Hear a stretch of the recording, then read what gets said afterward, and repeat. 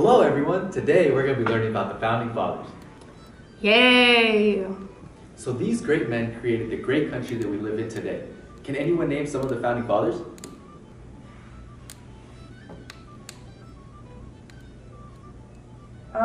It's those dudes, right? Alexander the Great, James Bond, Thomas Edison, and George Bush? Close enough. Now the Founding Fathers were a great group of men who all worked together to create things like the Declaration of Independence, the Constitution, and many other notable things that shaped our country today.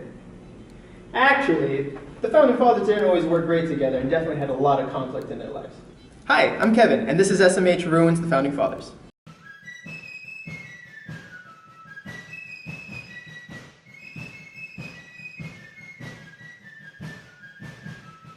Hello everyone! Today we're going to be learning about the Founding Fathers.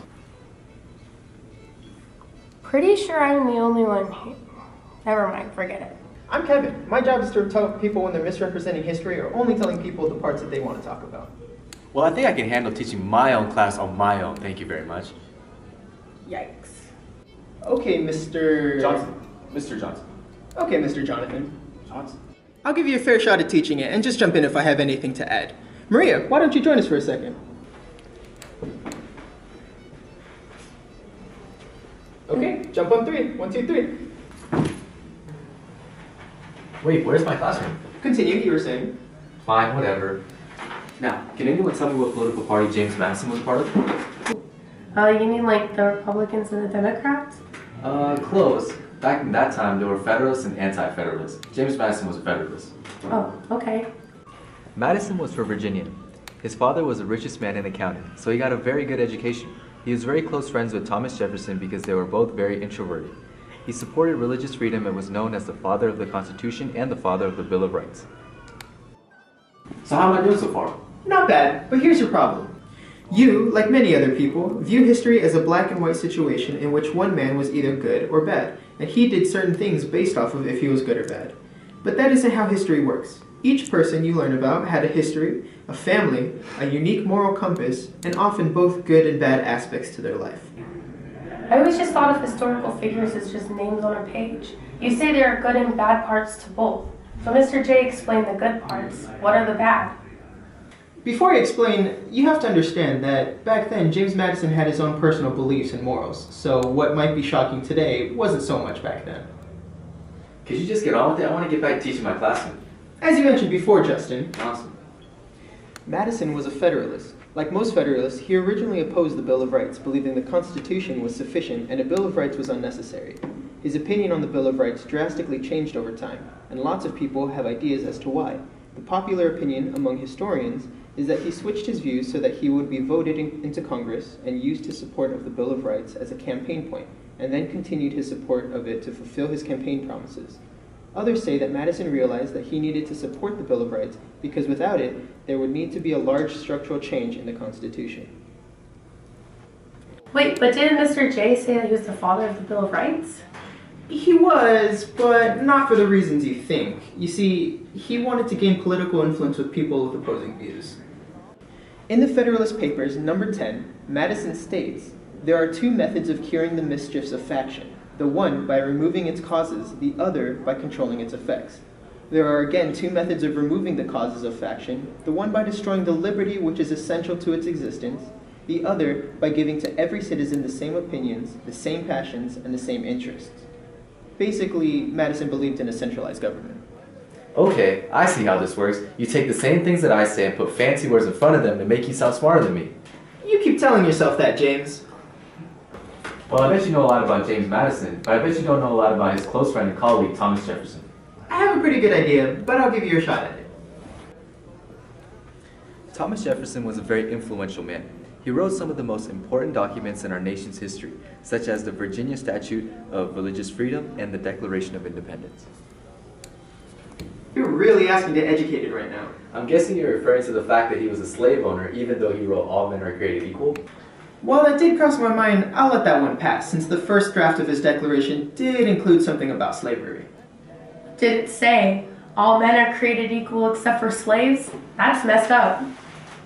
Not exactly. The original document was about King George of England and read, "He has waged cruel war against human nature itself, violating its most sacred rights of life and liberty in the persons of a distant people who never offended him, captivating and carrying them into slavery in another hemisphere or to incur miserable death in their transportation thither." Basically, Thomas Jefferson thought slavery was messed up too, but he didn't do anything to change it. Isn't that pretty hypocritical? Yes, but you have to think about it from his perspective. At that time, slavery was so ingrained in their culture that even though he knew it was wrong, he couldn't imagine his life without slaves. Especially without one very special slave. And what is that supposed to mean? Well, after Jefferson's wife died, he took his oldest daughter with him when he went to be the American ambassador to France. Later, he called for his youngest daughter, Maria, to come be with them in France. She was accompanied by one of the slaves, Sally Hemings. During Sally's time in France, she became Jefferson's concubine. Gross. When it was time for Jefferson to return to the States, Sally begged him to let her stay in France because there she was free. But Jefferson wanted her to stay with him because at this time she was already pregnant. So he promised her, in exchange for coming back with him, that he would free all of her children when they turned 21. According to Madison Hemings, Sally Hemings' son, who was named after James Madison, Jefferson and Sally had 5 children. One died very young. The other 4 were freed when they turned 21, as promised. Madison Hemings commented on his siblings' lives that most of them lived lives as white men, unsuspected of having a slave mother. Specifically about his brother, he said, "Beverly left Monticello and went to Washington as a white man." So, one of Jefferson's biggest opponents was Alexander Hamilton. Hey, I know that guy. My name is Alexander Hamilton. My name is Alexander Hamilton. And there's a million things I haven't done. But just you wait. Just you wait. Right guy, wrong context. Alexander Hamilton was an immigrant from the Caribbean. He had major goals and aspirations of going to King's College, which is now Columbia University. He joined a militia in the Revolution and moved up in ranks until he was George Washington's military aide. Post-Revolution, he was a lawyer. Being a Federalist was a strong supporter of the centralized government, and along with James Madison and John Jay, wrote the Federalist Papers, a series of 85 essays defending the Constitution. Then, when Washington became president, Hamilton was chosen as Treasury Secretary. Hamilton had a lot of drama in his life, primarily caused by James and Maria Reynolds. Maria Reynolds had pretended that her husband was abusive, so Hamilton offered for her to stay with him. She seduced him, causing them to have an affair. This was a reoccurring situation, so James Reynolds, knowing of the affair, took advantage of it and blackmailed Hamilton. Hamilton paid $1,000 to Reynolds to keep his silence, which is equivalent to $25,000 today. Reynolds said he would leave town after he was paid, but instead stayed in Philadelphia, going against his word. Gosh dang. Out of fear that his affair would be exposed, Hamilton released the Reynolds pamphlet, which stated, "The charge against me is a connection with one James Reynolds for purposes of improper pecuniary speculation. My real crime is an amorous connection with his wife, for considerable time with his privity and connivance, if not originally brought on by a combination between the husband and wife with the design to extort my money from them." Basically, he told the whole world about his affair. It was so crazy that he was so worried about his reputation getting ruined that he was willing to tell everybody else what he did before anybody else could. Yeah, it's so weird the lengths that people will go to keep in charge of their reputation. Very true. The last founding father we're going to learn about today is George Washington. Oh yeah, the foundingest of the fathers. Sure. Do you know anything else about Washington? Wasn't he the one that cut down the cherry tree? Yes. Just imagine Washington being only 6 years old when he used a hatchet gifted to him to cut down a cherry tree. And when asked about it by his father because he was angry, he said, "I cannot tell a lie, I did it with my own hatchet." Wow, only 6? That's crazy. Well, it didn't actually happen that way. You see, when Washington died in 1799, people all over were very eager and anxious to learn more about him. This is when bookseller Mason Weems decided that he could be a supplier of that information as a means for profit. He knew that a popular history book of Washington would sell. Wait, he made it up? Yeah. Well, I know it's pretty ironic that a story about honesty was all based on a lie, but the intentions behind it were fair. Wait. So if you're saying that that story isn't true, what are you going to say next? That he wasn't a great commander-in-chief of our nation? Let's be real.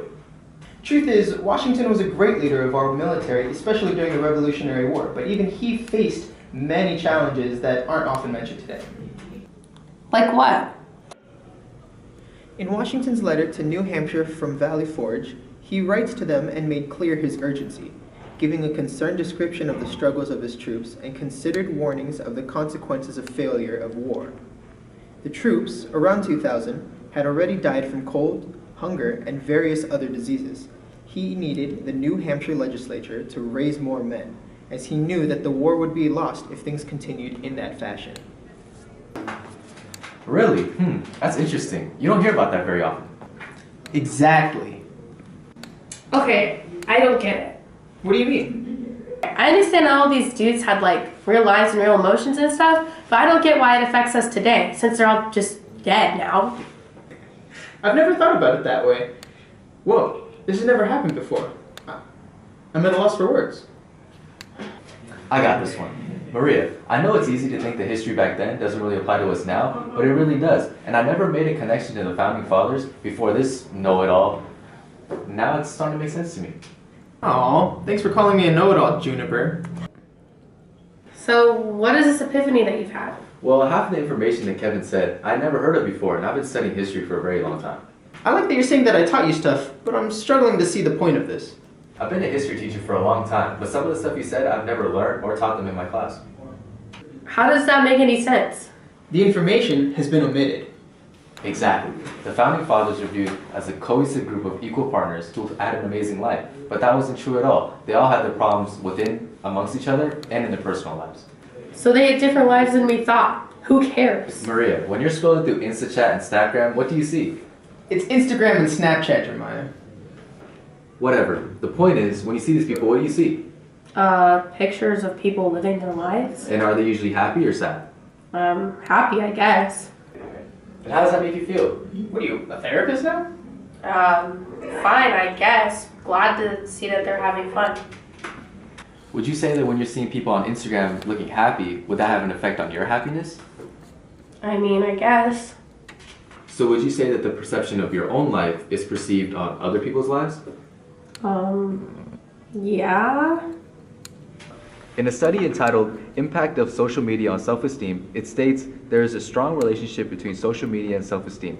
Increase in social media usage causes the self-esteem of individuals to decrease. Well, if you think about it, that's the same thing as people's views of the founding fathers today. People put them on a pedestal and they think about them and how they led and compare it to our presidents today and how they lead. So are you saying people view current political leaders as less effective when they compare them to the founding fathers? I think it's possible. Interesting that something so prevalent in society was similar to back then, that people will omit things about their life to keep and preserve their reputation.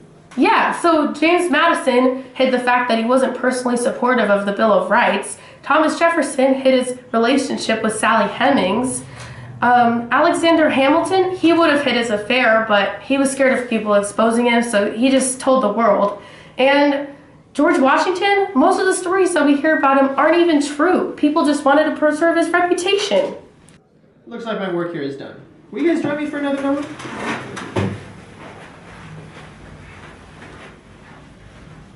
You take it from here, Mr. Johnson. Come back anytime, Kevin.